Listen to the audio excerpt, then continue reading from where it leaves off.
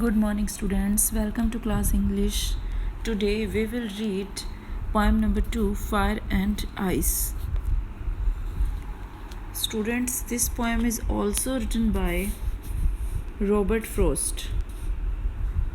तो this is a symbolic poem. ये एक सिम्बलिक पोएम है. इस पोएम में दो सिम्बल्स को यूज़ किया गया है, fire and ice. So students, Robert Frost fire और आइस को लेकर जो दो सिंबल यूज़ किए गए हैं, इसको लेकर अपनी पोएम को एलोब्रेट करती हैं. तो फायर का मतलब यहाँ पर किस चीज़ से लिया गया है रॉबर्ट फ्रॉस्ट के द्वारा. Fire means, fire stand for greed, लालच, कन्फ्लिक्ट, झगड़े, एंड हेटेड, नफरत. तो यहाँ फायर का तीन सिंबल्स यूज़ किए गए, तीन सिंबल्स को लेकर. जैसे फायर का मतलब है यहाँ पर लालच, झगड़े और नफरत. और ice stand for insensitivity, rigidity, indifference. So ice का मतलब यहाँ कठोरता, कि किसी चीज़ को लेकर कठोर होना. अब इस पोएम में जो पोइट है, what does Frost want to say in this poem. Frost है वो इस पोएम में क्या कहना चाहते हैं. सो इस पोएम में जो रॉबर्ट फ्रॉस्ट हैं वो ये कहना चाहते हैं कि some says that world will end in fire and other says that world will end in ice. कि कुछ का विश्वास है कि जो वर्ल्ड का एंड होगा वो फायर में होगा, फायर के द्वारा, आग के द्वारा. और कुछ बोलते हैं कि जो वर्ल्ड का एंड होगा वो किसके द्वारा होगा, आइस के द्वारा, बर्फ़ से. कि जो वर्ल्ड है will end in ice. So, start the poem. Some says the world will end in fire, some says in ice. So, इस पोएम में तो सबसे पहले फर्स्ट लाइन में पोइट हैं वो क्या कहना चाहती हैं. Some says the world will end in fire. कि कुछ बोलती हैं वर्ल्ड का एंड फायर से होगा, आग से होगा. अब जो आग है वो किस चीज़ का सिंबल है, लालच, झगड़े, लस्ट, हेटेड, नफरत. कि जो कुछ बोलते हैं कि जो इस संसार का एंड होगा, अंत होगा, वो आग से होगा. कि झगड़े, नफरत, इन सब से हो जाएगा वर्ल्ड का अंत. सम सेज इन आइस. लेकिन कुछ बोलते हैं कि जो वर्ल्ड का एंड होगा वो किससे होगा, आइस से होगा.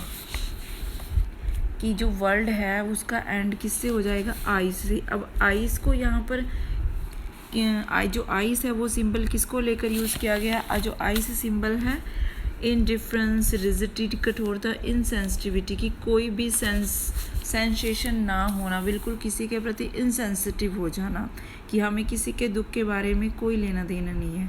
कि इस तरह वर्ल्ड का एंड हो जाएगा. From what I have tested of desire. अब वो बोलता है कि, अब पोइट क्या बोलता है कि from what I have tested of desire. कि अब डिज़ायर किसे बोला गया है, टेस्टेड ऑफ डिज़ायर. जो एक्सपीरियंस हुआ है उसे किसके बारे में, ग्रीड, लालच के बारे में. और मटेरियल डिज़ायर्स की जो संसार में हमें लालच होता है कि हमें ये भी मिलना, हमें ये भी चाहिए, वो भी चाहिए. कि ये है हमारे मटेरियल डिज़ायर. कि जो हमारी आसपास की चीज़ें हैं उनको लेकर हमारे मन में इच्छाएं होना. तो उस चीज़ को लेकर जो उसका पोइट बोल रहा है कि मैंने टेस्टेड किया है, मैंने उन डिज़ायर्स को, कि जो मेरा एक्सपीरियंस है, कि मैंने देखा है उनको. I hold with those who favour fire. अब पोइट बोलता है आई होल्ड. आई, जो आई वर्ड है वो किसके लिए यूज़ हुआ है, for the poet. And poet name is Robert Frost. अब रॉबर्ट फ्रॉस्ट बोलते हैं कि आई होल्ड विद दोज, कि मैं उन जो थिंकिंग है उनके साथ हूँ. वो फेवर फायर, जो किस चीज़ का फेवर करते हैं, फायर. कि ये बोल रहे हैं कि the world will end in fire. कि जो फायर में वर्ल्ड का एंड हो जाएगा. कि मैं उस चीज़ के फेवर में हूँ. But if it had to perish twice. Perish का मतलब क्या होता है कि डाई एंड, किसी चीज़ का ख़त्म हो जाना. Perish means die and. कि लेकिन इफ़, यदि, it had to perish twice, कि इस वर्ल्ड का जो एंड है, अंत है, दो बार होना है. ट्वाइस मीन्स दो बार होना है. I think I know enough of hate. कि मैं सोचता हूँ कि आई नो, कि मैं ये सोचता हूँ कि शायद इस वर्ल्ड का एंड इस वर्ल्ड के एंड के लिए हेट भी इनफ है, नफ़रत ही इनफ है कि जैसे पर्सन एक दूसरे को नफ़रत कर रहे हैं, कोई लव नहीं है भी रिलेशनशिप में, तो उस चीज़ से भी वर्ल्ड का एंड होना निश्चित है. To say that for destruction ice also great and would suffice. अब first of all I want to tell you कि आइज जो वर्ड है वो किस चीज़ का सिंबल था? रिजिडिटी का, इनसेंसिटिविटी का, कठोरता का, इनडिफरेंस का. कि जो वो बोलता है कि to says that for destruction ice is also great, कि अगर वर्ल्ड का एंड आइज से होगा कि समाप्त हो जाएगा, डिस्ट्रक्शन बिल्कुल ही जो वर्ल्ड है वो उसका एंड हो जाएगी, तो ऑल्सो ग्रेट कि वो महान होगा. एंड वुड सफिश, कि वर्ल्ड का जो एंड अगर आई से होगा वो ही सफिश होगा. सफिश मीन्स सफिशिएंट होना, कि कोई भी चीज़ बिल्कुल पर्याप्त मात्रा में, कि अगर वर्ल्ड का एंड आई से होना तो ये सफिशिएंट है कि इससे चीज़ जो वर्ल्ड है उसका एंड हो जाएगा. सो इस पोएम में जो पोइट है हमारा रॉबर्ट फ्रॉस्ट, वो यही बोलना चाहते हैं. दो सिंबल यूज़ किएंगे, फायर एंड आइस, एंड दो ओपिनियन को रखा हुआ है कि some says that world will end in fire and some says that world will end in ice. And fire stand for greed, conflict, lust and hatred, and ice stand for insensitivity, rigidity and indifference. So इस poem का substance क्या है?